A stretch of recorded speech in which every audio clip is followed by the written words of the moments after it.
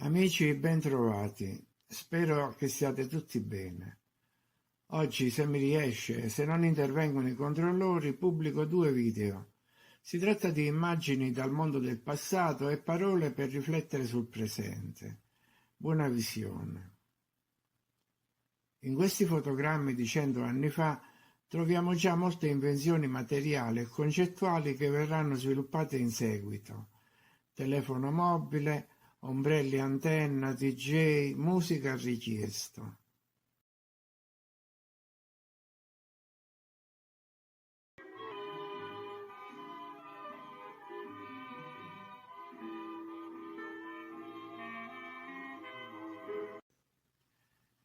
Ma veniamo al titolo del video. Pali alti e levigati e siepi in giardini ordinati. Spesso nelle vecchie foto dei vari paesi si notano dei pali altissimi. I pali, sia di legno che di ferro, sono in genere associati alla corrente elettrica. Oggi solo come supporti per sorreggere i fili e sono per lo più in cemento, ma nell'Ottocento erano quasi sicuramente strumenti per la ricezione di energia dall'etere, spesso muniti di puntali, griglie o croci e associati all'acqua, come abbiamo visto spesso con gli obelischi.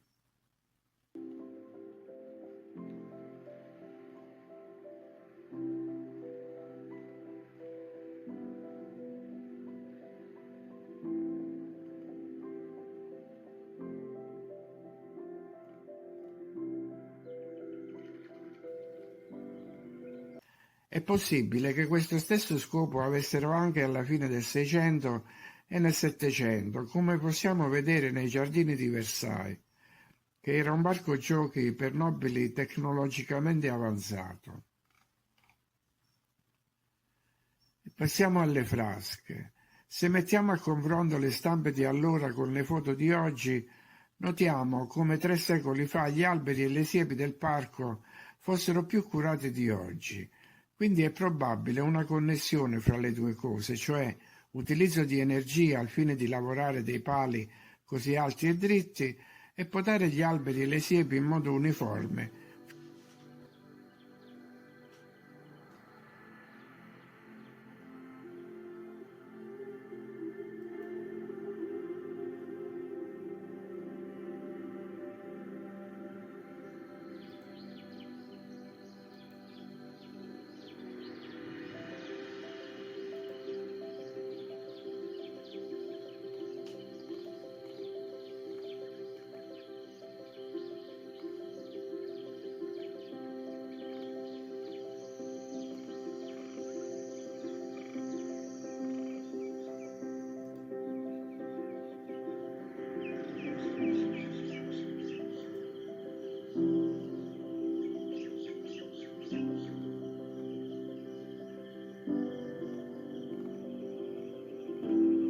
Prima che le cattedrali fossero depotenziate e che la maggior parte dei sistemi di guarigione e altri dispositivi fossero rimossi, lasciando solo quello che si vede oggi, il canto e la musica d'organo erano destinati ad altri scopi.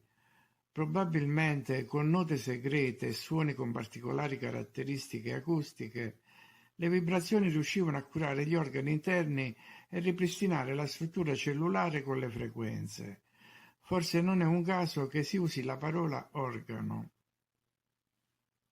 Organo della cattedrale di Chester, Inghilterra.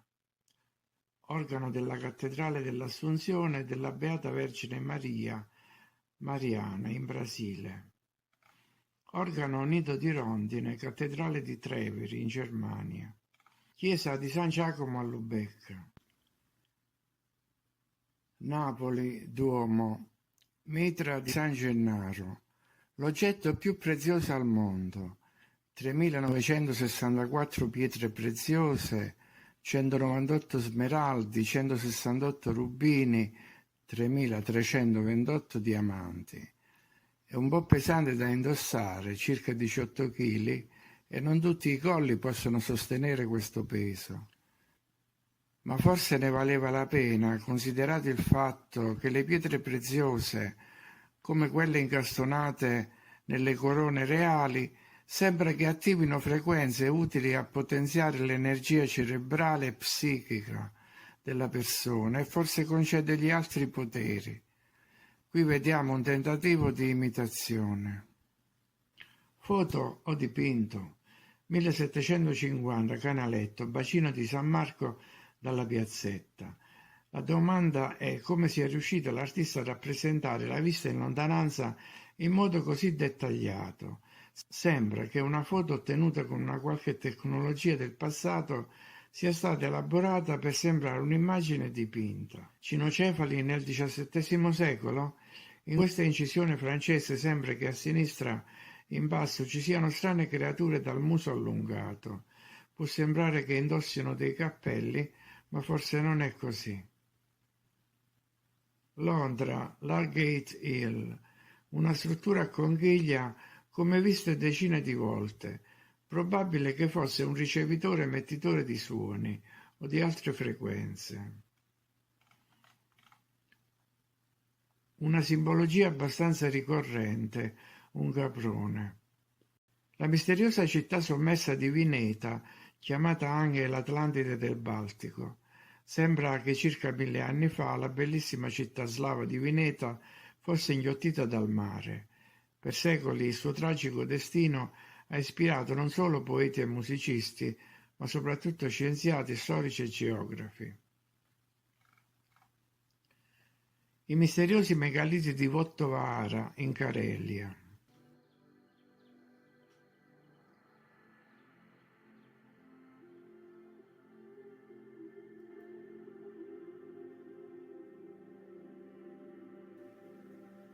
Il ponte dei sospiri di Dresda, in questa foto di prima della seconda guerra mondiale. Sono molti i ponti dei sospiri, non solo a Venezia o Dresda.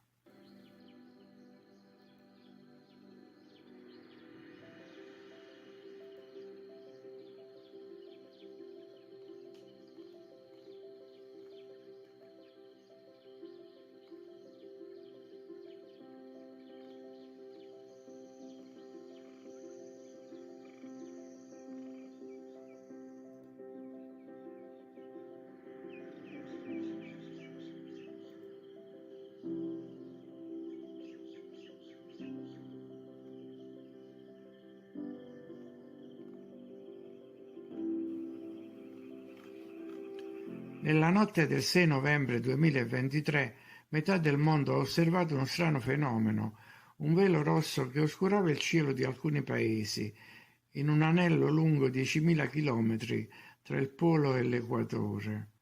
Non si tratta di un'aurora boreale, in genere associata ad altri colori e localizzata in prossimità del polo nord. Ci sono varie teorie e non c'è che da scegliere. C'è chi ci vede un chiaro presagio apocalittico e chi parla di combustione dell'atmosfera dovuta a una variazione del magnetismo terrestre.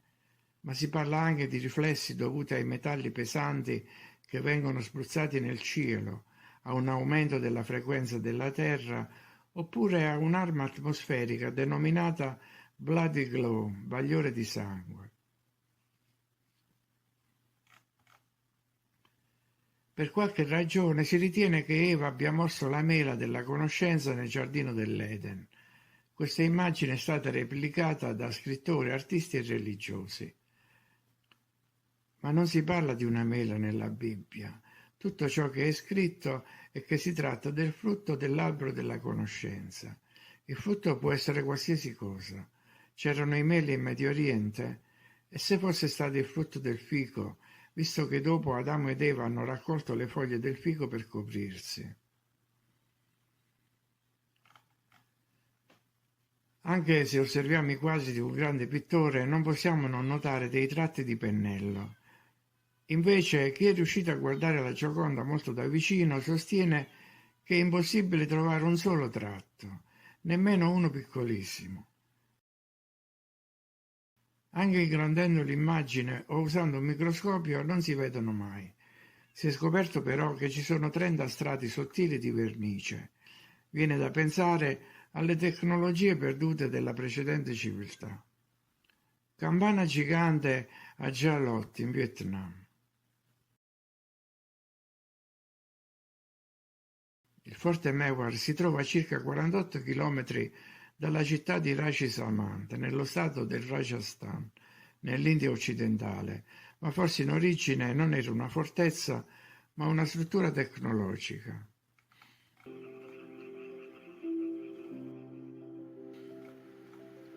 L'antico poema egiziano Pentaura descrive la battaglia in cui il faraone Ramses II da solo sconfisse l'intero esercito degli Ittiti e i loro alleati. La storia fu scolpita sui muri di Karnak, Luxor e Abu Simbel. La parte più interessante è quella in cui il faraone venne lasciato solo contro l'esercito nemico. Ramses paralizza e poi brucia il nemico con una fiamma divorante, con un dispositivo sconosciuto. Inoltre, il faraone è protetto da un certo campo di forza che circonda il suo carro. Ogni freccia veniva deviata e volava oltre. Cappella dei Medici, Firenze, presso la chiesa di San Lorenzo.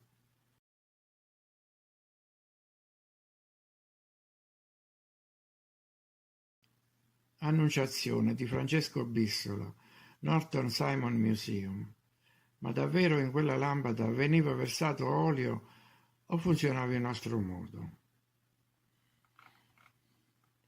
Una coppa con la scritta Bibe Vivas Multis Annis, bevi e vivi molti anni, Milano, Museo Archeologico. Misteriosi dischi di pietra della cresta Medvedevskaya in Russia. Sembrano i manufatti ritrovati e raccolti dopo il diluvio di fango, come mostra questa cartolina da Omsk, che però è ritenuto un falso.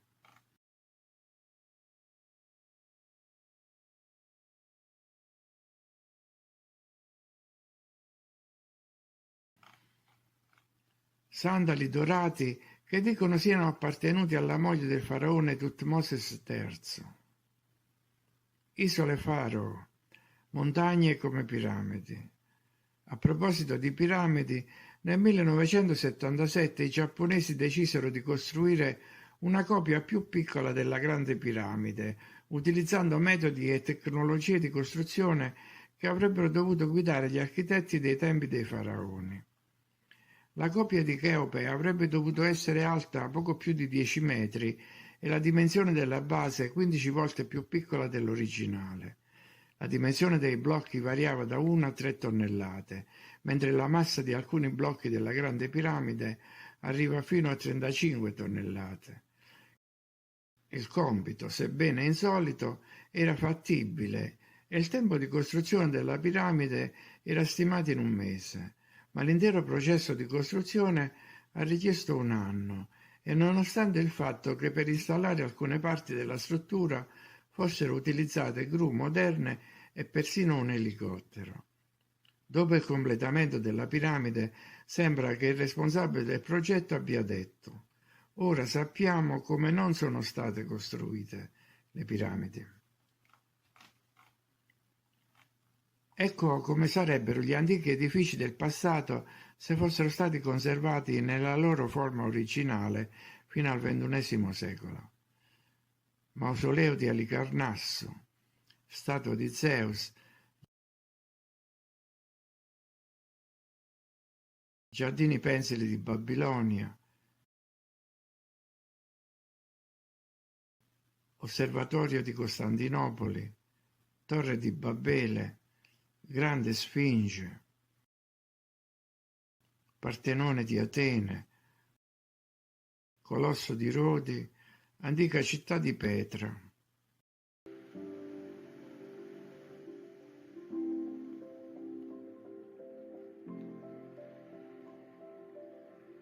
Chiesa di San Giovanni Nepomuceno a Monaco.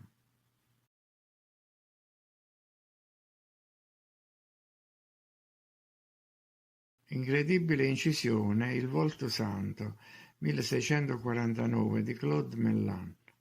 L'intera immagine è costituita da una linea spirale. Tutti i dettagli del volto e del chiaroscuro sono ispessimenti e piegature di questa linea.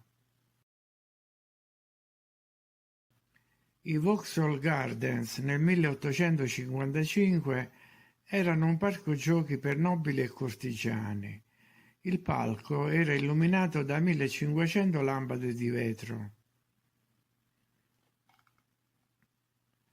Questa roccia cubica è alta 23 metri. I suoi lati piatti si trovano quasi a un angolo di 90 gradi.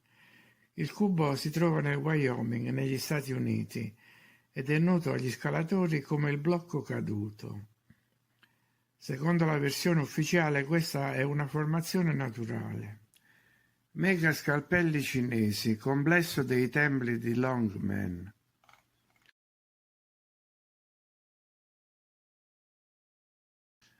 Scalpelli sottomarini, testa di Serapide, città sommersa di Canopo, Egitto.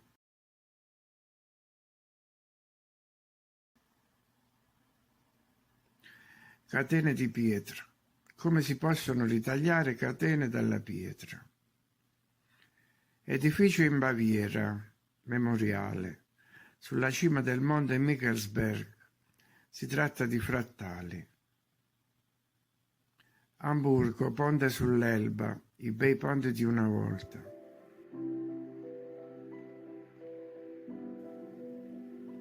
Venezia, canale prosciugato. Le pietre del selciato dicono che era una strada e le fondamenta dicono che non c'erano palafitte. Effetto tridimensionale di un mosaico a Malta. Domus Romana.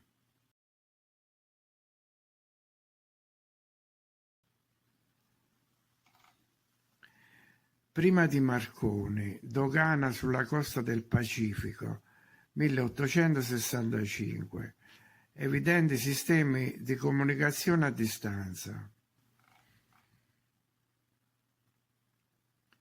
Rovine con un obelisco in lontananza, 1775, Hubert Robert.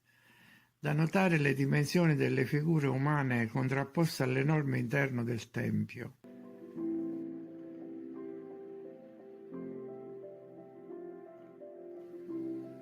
Chiesa di Sant'Ignazio di Loyola in Campo Marzio a Roma.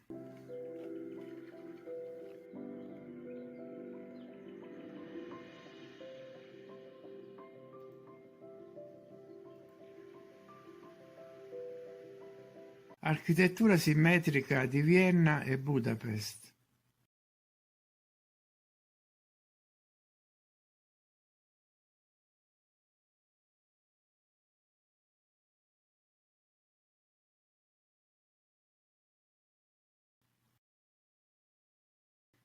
La presa delle vesti di Cristo, El Greco, cattedrale di Toledo.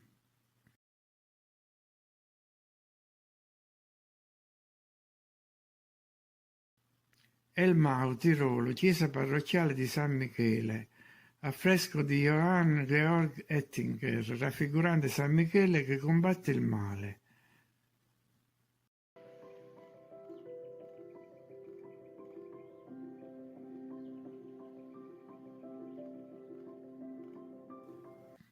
Perché i cavalieri avevano queste punte sulle maniche?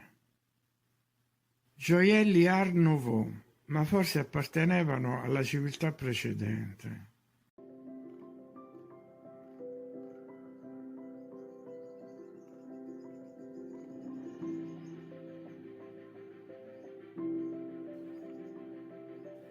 Nella parte colombiana dell'Amazzonia è stata trovata una scogliera di 13 chilometri ricoperta da decine di migliaia di antiche pitture rupestri che raffigurano animali. Il muro di Gengis Khan nel deserto del Gobi rimane un mistero. Attira turisti e ricercatori da tutto il mondo, facendoli riflettere sulla grandezza e sui segreti dei tempi antichi. Per concludere, visto che il tempo è passato, un orologio da tasca Abraham Louis Breguet, commissionato nel 1783 per la regina Maria Antonietta di Francia. L'orologio aveva le seguenti caratteristiche e funzionalità: calendario perpetuo, visualizzazione del ciclo del giorno della settimana, della data, del mese e dell'anno bisestile, indicazione della riserva di carica, termometro in metallo, lancetta dei secondi, doppia protezione antiurto, una spirale in oro e cuscinetti e rulli in zaffiro, ruote dentate realizzate in oro rosa, eccetera.